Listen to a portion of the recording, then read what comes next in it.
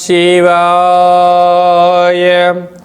ఓం నమో నారాయణాయ. నరదృష్టి నివారణ కాళభైరవాయ నమో నమః. ఓం కాళకాలాయ విద్మహే కాళాతీతాయ ధీమహి తన్నో నరదృష్టి నివారణ కాళభైరవ ప్రచోదయాతు. హరి ఓం. మా ఛానల్కి స్వాగతం. చూస్తున్న వీక్షకులకు, ప్రేక్షకులకు, ప్రియ కాళభైరవ భగవద్బంధులకి స్వాగతం పలుకుతూ, జ్యోతిష్య అభిమానులకు, సనాతన ధర్మ సంరక్షకులకు అందరికన్నా ముందుగా చైత్ర పూర్ణిమ శుభాకాంక్షలు. చైత్రమాసం అనగానే మనకు అందరికీ గుర్తొచ్చేది వేసవి కాలం. అంటే స్కూళ్ళు, కాలేజీలు అన్నీ అయిపోయి పిల్లలతో ఆటపాటల చేత అందరము ఆధ్యాత్మిక చింతనతో కూడుకున్నటువంటి మాసం కనుక వేసవి కాలంలో వీలైనంత వరకు మిట్ట మధ్యాహ్నం పూట బయట ప్రయాణాలు పెట్టుకోకుండా ఉండడం ఉత్తమోత్తంగా భావించగలగాలి. 1 ఏప్రిల్ నెల 2026 నుండి 15/4/2026 వరకు పుట్టినటువంటి వారందరికీ కూడా ముందస్తుగా జన్మదిన శుభాకాంక్షలు. గతంలో వివాహం చేసుకున్న వారికి వివాహ వార్షికోత్సవ శుభాకాంక్షలు. ద్వాదశ రాశుల్లో గ్రహ గమనాలను వీక్షింపచేద్దాం. మేషరాశిలో ఏడాది తర్వాత శుక్ర భగవానుడు సంచార స్థితి, 12 సంవత్సరాల తర్వాత దేవగురు బృహస్పతి మిథునరాశిలో సంచార స్థితి, 18 సంవత్సరాల తర్వాత సింహరాశిలో కేతు సంచార స్థితి, కుంభరాశిలో కుజుడు, బుధుడు మరియు రాహు సంచార స్థితి, 30 సంవత్సరాల తర్వాత మీనరాశిలో శని భగవానుడు, ఏడాది తర్వాత రవి భగవానుడితో కలిపినటువంటి శని భగవానుడు సంచార స్థితితో ద్వాదశ రాశుల్లో గ్రహ గమనాలు ఈ విధంగా ఉన్నాయి. సింహరాశి వారికి ఏడాది తర్వాత రాశాధిపతి అయినటువంటి రవి భగవానుడు విశేషమైనటువంటి శని భగవానుతో అష్టమంలో సంచారం చేసినప్పుడు తస్మాత్ జాగ్రత్త అని చెప్పి జ్యోతిర్విజ్ఞానం తెలియచేస్తుంది. సింహరాశిలో ఏ నక్షత్రాలు వస్తాయనగా మఖా నక్షత్రంలోని 4 పాదాలు, పుబ్బా నక్షత్రంలోని 4 పాదాలు, ఉత్తరా నక్షత్రంలోని 1 పాదం కలిపితే సింహరాశి. రాశాధిపతి రవి భగవానుడు. రాశిలోనే కేతు సంచార స్థితి, సప్తమంలో త్రిగ్రహ సంచార స్థితి, కుజదోషము, అష్టమంలో ఏడాది తర్వాత రవి భగవానుడు శని భగవానుడితో సంచారం చేయనప్పుడు చాలా గడ్డుకాలంగా భావించగలగాలి. కనుక ఈ ఏప్రిల్ మాసం అంతనూ కూడా సింహరాశి వారు ఏదైనా కొన్ని నిర్ణయములు తీసుకునే కాల సమయంలో వీటిని వాయిదా వేసుకోవడం ఉత్తమోత్తమం. దూరావాయు జల ప్రయాణాలు చేసేటప్పుడు ఎన్నో జాగ్రత్తలు అవసరమని చెప్పి కూడా గుర్తు పెట్టుకోగలగాలి. క్రయ విక్రయాలు చేయకపోవడం, షేర్ మార్కెట్లో పెట్టుబడులు పెట్టకపోవడం ఉత్తమోత్తంగా భావించగలగాలి. కనుక చైత్ర పూర్ణిమ సందర్భంగా రాత్రిపూట ఒక వెడల్పాటి పాత్రలో నీరు, కుంకుమను వేసి మీ మనసులో ఉండబడిన కోరికను నెరవేర్చాలని చెప్పి ఆ చంద్రభగవానికి దండం పెట్టుకొని ఆ యొక్క విజయ తిలకాన్ని మీరు పెట్టుకోగలిగినట్లయితే సకల దోషాలు తొలగిపోతాయి.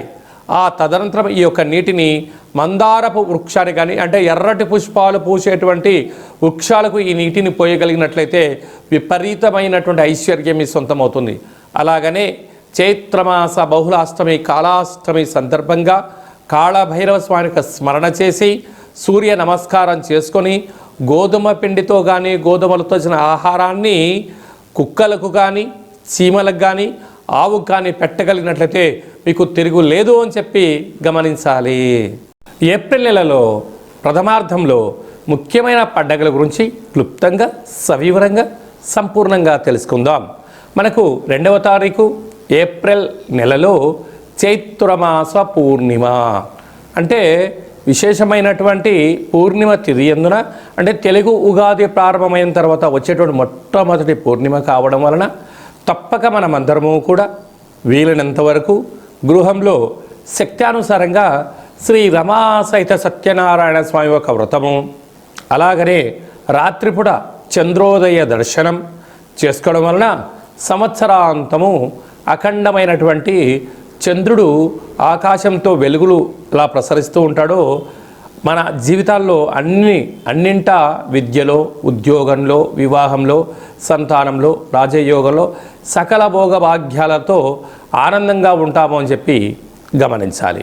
అలాగనే మనకు 6వ తారీఖున సంకటహ చతుర్థి, తెలుగు సంవత్సరాది ప్రారంభమైన తర్వాత మొట్టమొదటి సంకటహర చతుర్థి కనుక సాయం సంధ్య వరకు ఉపవాసం ఉండి విఘ్నేశ్వర స్వామివారికి గరికను, అటుకులను నైవేద్యంగా ఏర్పాటు చేసి స్వామివారికి ప్రదక్షిణ చేసి రావడం వల్ల సకల అష్టకష్టాలన్నీ తొలగిపోయి అష్టైశ్వర్య ప్రాప్తి కలుగుతుందని చెప్పి కూడా గమనించాలి.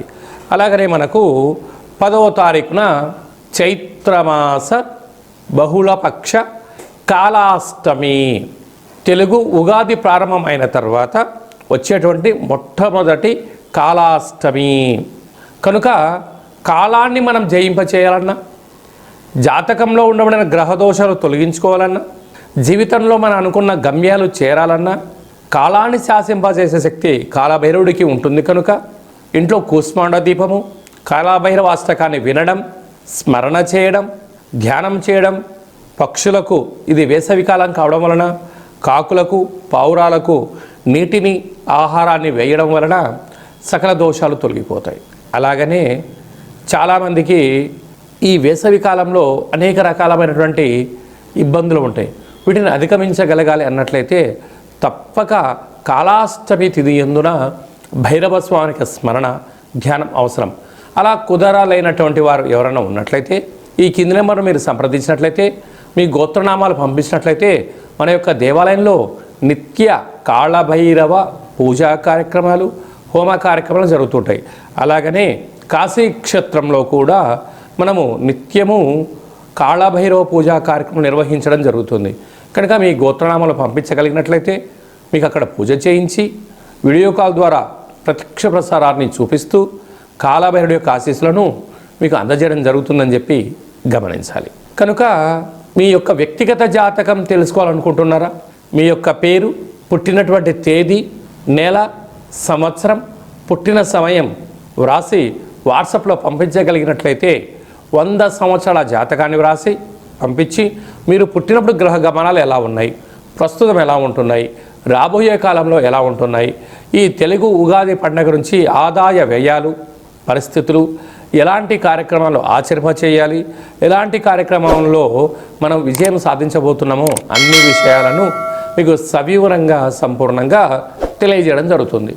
డేటా బర్త్లు లేనటువంటి వారికి పేరు యొక్క మొదటి అక్షరాన్ని అనుసరిస్తూ రాశి స్థితిగతులను తెలియచేస్తూ రమణ శాస్త్రం ద్వారా అనగా గవ్వల ద్వారా కాళభైరవ ఉపాసన చేత భూత భవిష్యత్ వర్తమానాన్ని గవ్వల జ్యోతిష్యం ద్వారా తెలియజేయడం జరుగుతుంది. అందరికీ శుభాన్ని, ఐశ్వర్యాన్ని, ఆనందాన్ని చైత్ర పూర్ణిమ నుండి ఈ తెలుగు ఉగాది సంవత్సరం అందరూ అద్భుతమైన విజయాలు సాధించాలని కోరుకుంటూ మనసారా ఆశీర్వచనం. ఓం శతమానం భవతి శతాయు పురుష సతేంద్రియ ఆయుష్యేవేంద్రియే ప్రతిష్టతి ధనం ధాన్యం బహుపుత్రలాభం శత సంవత్సరం దీర్ఘమాయు సర్వే జనా సుఖినో భవంతు లోకా సమస్తా సుఖినో భవంతు సర్వం కాళభైరవ దేవతార్పణమస్తు. హరి ఓం. ఈ వీడియో మీకు నచ్చినట్టయితే మా ఛానల్ని సబ్స్క్రైబ్ చేసుకోండి, గంట సింబల్ ప్రెస్ చేయండి, ఆల్ బటన్ కూడా తెలియచేయండి. ఈ భక్తి సమాచారాన్ని భగవద్బంధులకు, మిత్రులకు, స్నేహితులకు చేరవేయండి. హిందూ ధర్మాన్ని కాపాడండి.